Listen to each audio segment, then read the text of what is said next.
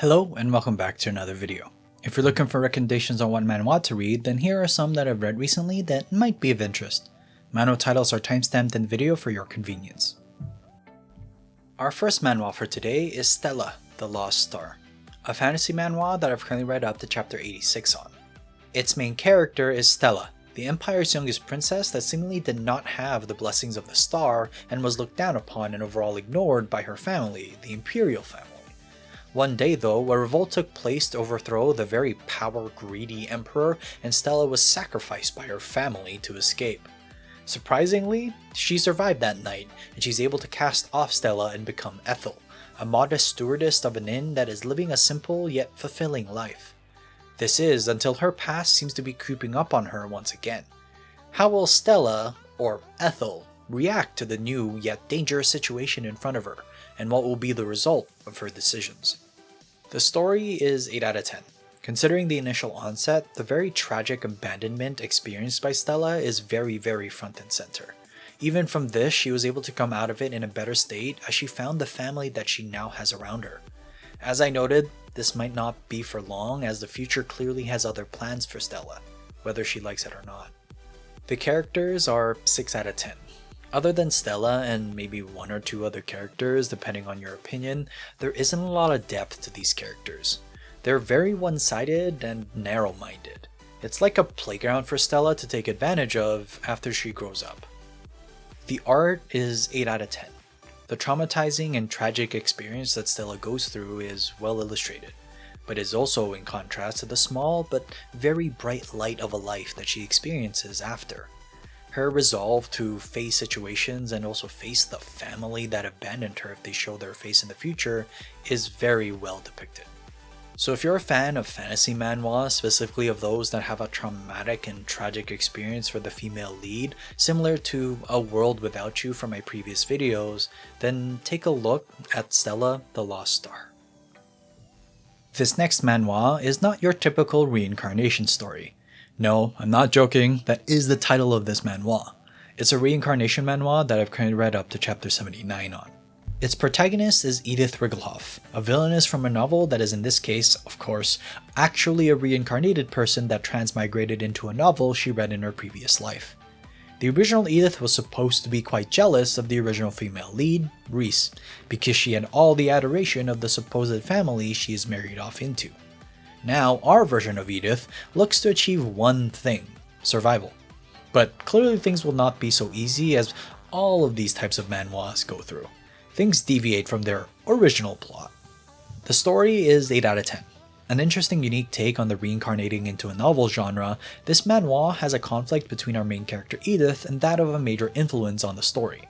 Without trying to spoil things, as it is a curious way of going about deviating from the already laid out plot. Considering this, it's a solid enough footing that keeps me personally invested. The characters are also 8 out of 10. With the story synopsis in mind, the characters themselves clearly have more going on than what we think. Edith, of course, like many a main character from these types of stories, are initially quite dense to the reactions that are different from the original work they consumed. Maybe there's space for her after all, like all the others, or maybe not. The art is 8 out of 10 as well. With a subtle art style that very much focuses on the lead characters and their looks, the environment and overall vibe that we get from the pages are quite nice actually. It clearly can go in different directions such as comedy or more dramatic scenes, so its whole package is actually quite diverse. So if you're a fan of the reincarnating into a novel genre but want a more unique conflict that the main character has to go through compared to other titles, or you're a fan of the novels extra from my previous videos but want a romance version that hits similar points, then Not Your Typical Reincarnation Story would pique your interest. He's Definitely My Son is our next manhwa to go over. It's a reincarnation manhwa that I've currently read up to chapter 67 on. Claire Delford is the name of its main character, and she is part of the Delford noble household. With having some idea of where she is because she reincarnated into this world, Claire has a lot of things on her plate. After having her parents in this new world pass away, Claire and her sister Lisa only have each other. The two live out their lives normally, that is until one day, Claire ends up being in a one-night stand with the Duke, and at the same time her sister seems to be pregnant, but with whose baby?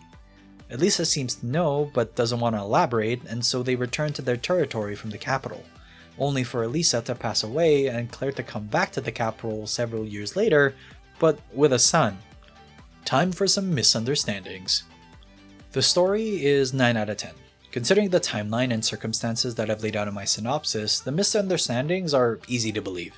Of course, it isn't as simple as that, considering that the state of political landscape, and without spoiling a great degree, Claire's past, even if it was only one night, comes back to her right in her face.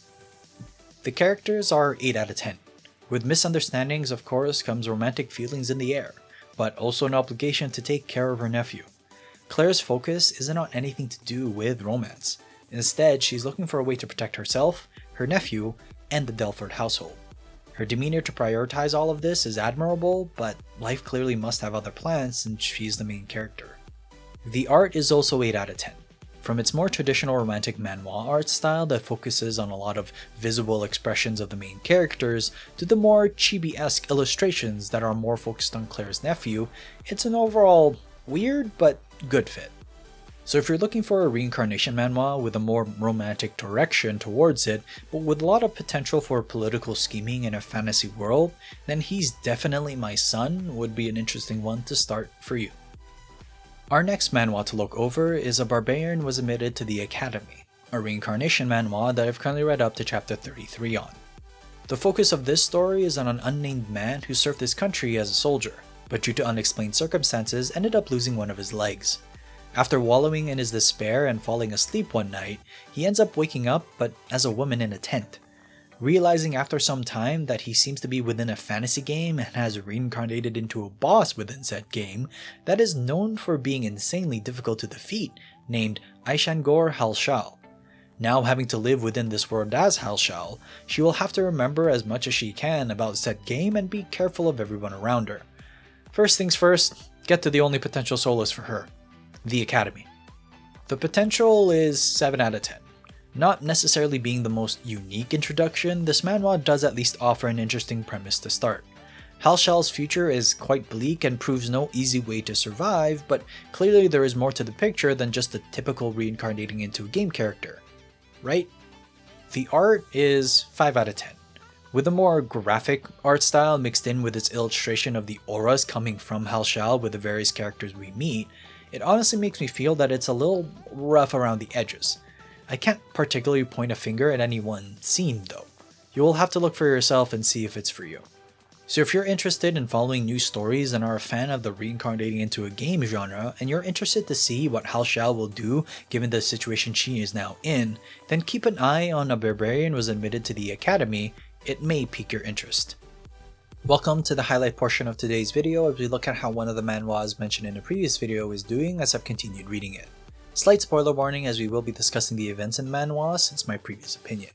Today's highlight is the martial god who regressed back to level 2, which I've now read up to chapter 82 on. Info card in the description will have links to my original opinion. Its main character, Song Ji-han, has been under a lot of pressure from all the situation he's been put under.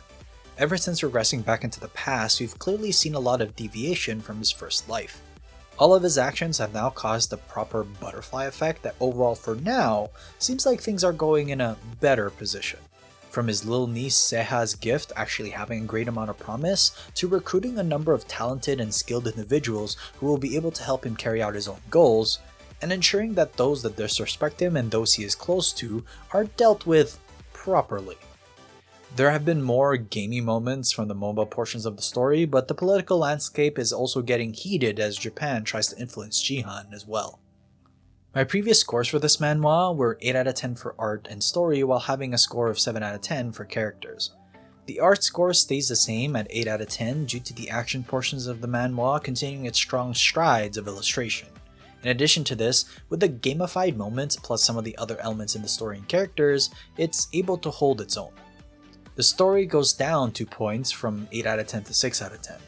The main reason for this downshift is after its initial set of chapters, I find that the pace has slowed down quite a bit.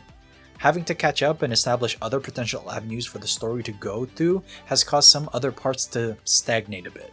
It isn't enough to cause me to dislike the manhwa overall, but it has made me a little bit more impatient about where it's going.